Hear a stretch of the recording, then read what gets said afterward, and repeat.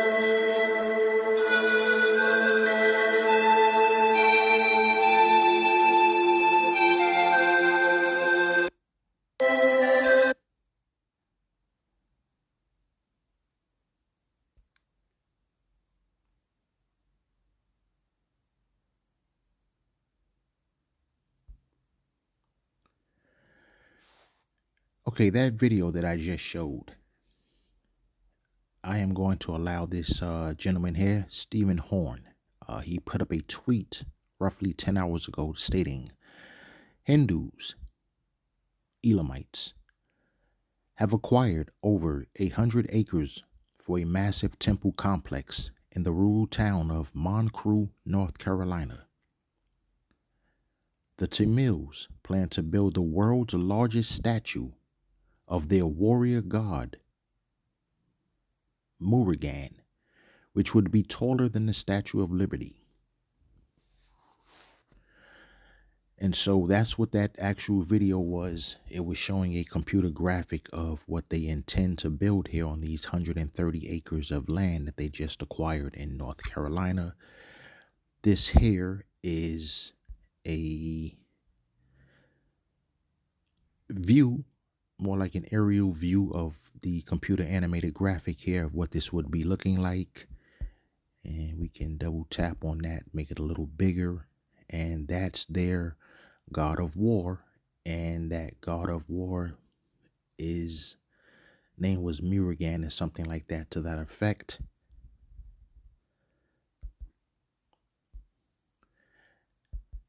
Here's a closer view of the statue itself, which is going to be taller than the Statue of Liberty. So here we have in North Carolina, which is in the Bible Belt of what we know today as Babylon the Great. This is in a historically Christian state here. And they're putting the tallest statue in the country in this particular state here, which is once again the Hindu god of war. This is interesting because a couple of years ago, maybe 3 or 4 years ago now, if I'm correct, I could be incorrect on the year, but it was somewhere in the past 3 to 4 years, if I'm correct. Not only did they do that, but in Texas, you may remember Elam putting up a 90-foot monkey demon statue of one of their deities here. And this is a close-up view of this 90-foot tall monkey demon pagan god that they worship. That's a side view of it. This is an actual video of it, of Elamites approaching their monkey demon god here. 90 foot tall once again. And now this is in Texas. So once again, this is another historically Christian state here in this particular country. And not only a Christian state, but this is historically a conservative red state. So we see that Elam has basically set up shop here. North Carolina and Texas, not to mention pretty much all over the entire country. They've been brought in here with H-1B visas to take up all the tech jobs, and they make, really good money doing that. So Elam has been pretty much brought in here. They're setting up shop here, and they're pretty much look like they're here to stay. You pretty much see Trump is only going after the tribes when it comes to deportations. He's not saying anything to Elam. He's not saying anything to Ishmael. He's not doing anything to Moab. It's just as many illegals here with the other heathen nations, just as they are with the tribes, but he's only after the tribes. And so because these other heathen nations are allowed to go unchecked, they get to build all of their statues here, which is what we just saw Elam doing. So let's go back to 2nd Esdras 15 and verse 30. Also the Carmanians, raging in wrath, shall go forth as the wild boars of the wood, and with great power shall they come and join battle with them, and shall waste a portion of the land of the Assyrians. We know here that in verse 30, the Carmanians, where it says also the Carmanians raging in wrath, those Carmanians are the Elamites. Those are Persians. So also the Carmanians raging in wrath shall go forth as wild boars of the wood, and with great power shall they come and join battle with them, and shall waste a portion of the land of the Assyrians. So who are they joining battle with, where it says, and with great power shall they come and join battle with? Well, let's take a look at that here now.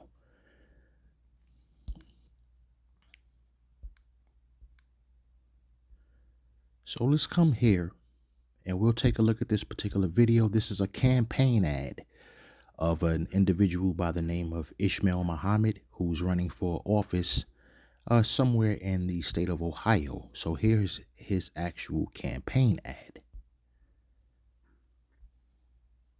maanta waxay taagan tahay annagu waan sameyn karnaa Ismaaciil Maxamed oo garabkayga midig taagan horeyna daahfur ballaaran u sameeyay diyaarna u ah arrintaasi in maaragtay uga dhabeeyo rag badan oo daayartana uga daydaan in aan ka wada qayb qaadano. So once again, this is Ohio Representative Ishmael Muhammad's campaign ad.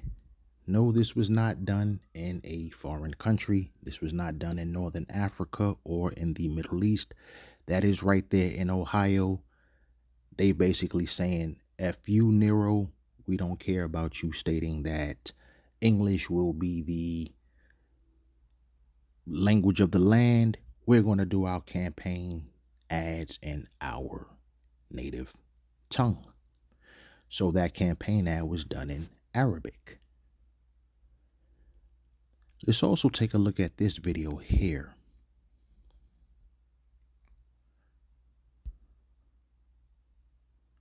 This is the individual running for mayor in New York City, Zoran Mamdani, which basically says he sends a scorching message to President Nero, threatening if he wants to continue mass deportations, you will have to get through me. But if you want to pursue your promise to create the single largest deportation force in American history, or your promise to persecute and punish your political enemies, then you will have to get through me to do that here in New York City. But if you...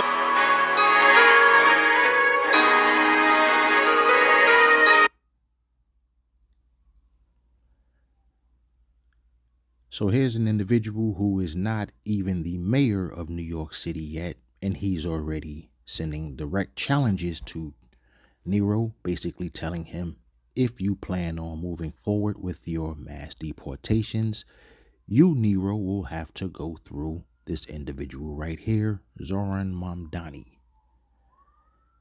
So we already see what we have going on in Ohio. Now you have this situation in New York.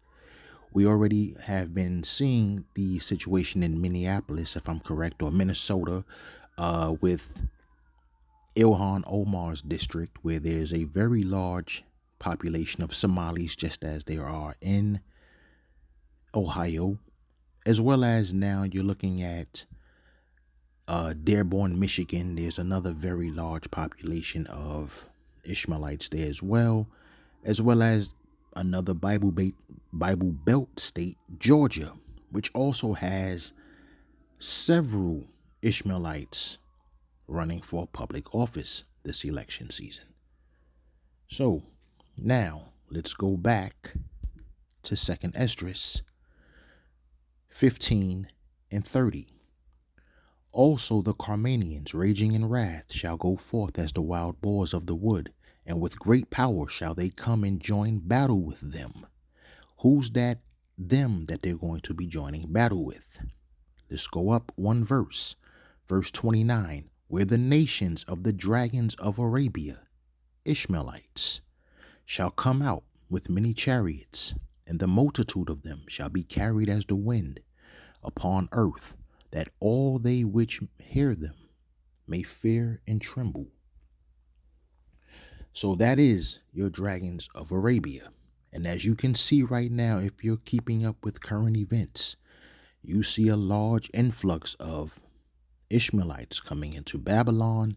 They're all over Europe. They've basically taken over Great Britain as far as that Labor Party that they have out there.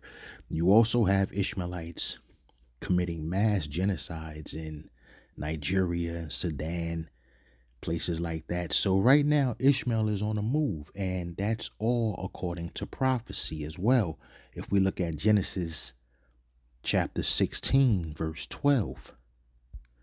So Genesis 16 and 12, and he will be a wild man. His hand will be against every man, and every man's hand against him. And he shall dwell in the presence of all his brethren. Let's read that in the NLT.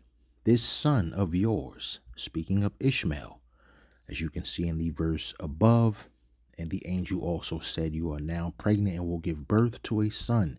You are to name him Ishmael, which means God hears. For Yahweh has heard your cry of distress. Verse 12, NLT.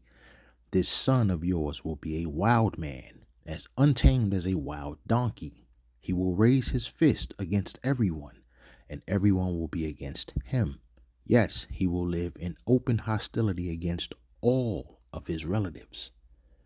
So what is meant by that? Well, like I just mentioned, this is Abraham's son. At the time, he was still known as Abram. So this is Abram's son with his concubine, Hagar. But, as the scripture here says, he will live in open hostility against all of his relatives. Well, we know that Pakistan and India, these are both Carmanians. These are Persians, Elamites. But Ishmael has conquered Pakistan. So a large portion of Pakistan's population are Muslims.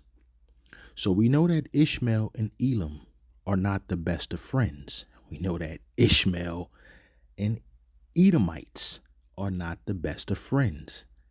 Ishmael definitely doesn't like Amalek, who is a part of Edom. Ishmael took part in the sub-Saharan transatlantic slave trade. So Ishmael was selling Hamites as well as Israelites into slavery. So Ishmael is against everyone basically, and everyone is against Ishmael. But Ishmael right now is pretty much on the move. He's taking over large parts of Europe. He's basically trying to take over this country as well. There's videos all over social media of Ishmaelites coming along and saying that it is their job, their obligation to spread Sharia law all over the world. There's videos right now of Ishmaelites saying that Islam will be in every single house in this country. So this is what's meant by, yes, he will live in open hostility against all of his relatives. This is because he was one of Abram's sons, but the blessing did not go from Abram to Ishmael. The blessing goes from Abraham to Isaac and then ultimately to Jacob, which is he is the father of the 12 tribes of Israel. So let's look at another post here. Let's look at a post from Vice President J.D. Vance.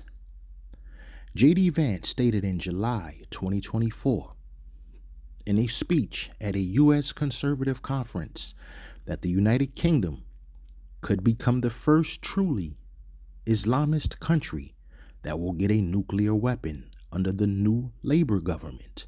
He mentioned he was discussing with a friend which Islamist country might get a nuclear weapon, considering Iran and Pakistan, before concluding that maybe it's actually the UK, since Labour just took over.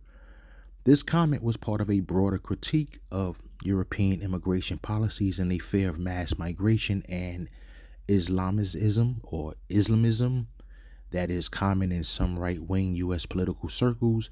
His general concerns about Europe focus on mass migration as the most urgent threat. European governments allegedly ignoring voter concerns on immigration and free speech. Europe retreating from its fundamental values, which he sees as the primary internal threat to the continent. And one last time, let's go back to 2nd Esdras 15 and 28 just to drive the point home. We'll start from 28 again, and we'll just read those 3 verses again, 28, 29, and 30. Behold, an horrible vision, and the appearance thereof from the east, where the nations of the dragons of Arabia, Ishmaelites, shall come out with many chariots, and the multitude of them shall be carried as the wind upon the earth, that all they which hear them may fear and tremble. Also the Carmanians, Elamites, raging in wrath, shall go forth as the wild boars of the wood, and with great power shall they come and join battle with them, and shall waste a portion of the land of the Assyrians. So reading that particular passage there, we see that biblical prophecy is actually playing forth. The Most High's word never comes back void. These are the Ishmaelites and Elamites, described here as the dragons of Arabia and Carmanians right now, and they are taking a strong foothold here in Babylon in these very last days, just as this prophecy states. And you really have a lot of people right now, especially all over social media, that, these will be people that will tell you that the Arabs are Edomites. The Arabs are actually the descendants of Esau.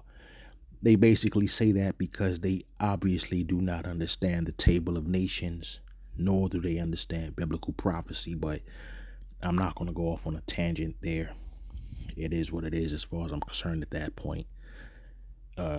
Way too late in the game to be going back and forth with that type of foolishness.